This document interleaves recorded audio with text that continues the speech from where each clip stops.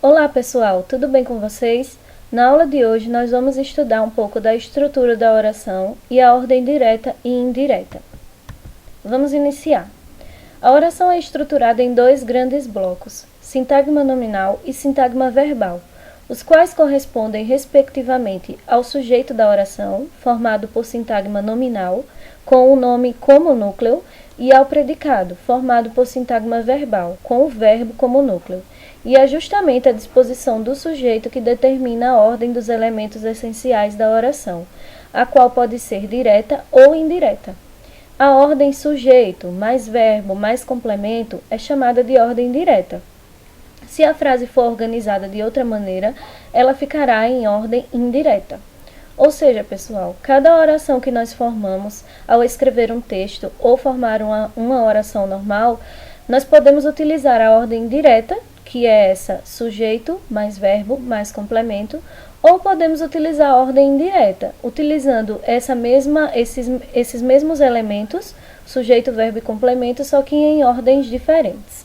Antes da gente ir para os exemplos, vamos ver o que é um sujeito. Sujeito é aquilo ou aquele sobre quem se diz algo.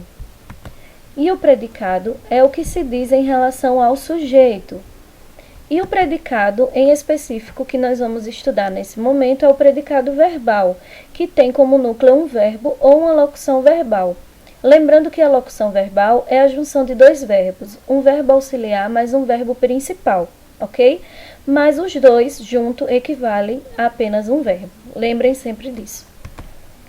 Nós temos aqui o primeiro exemplo, que é o exemplo de uma ordem direta na oração.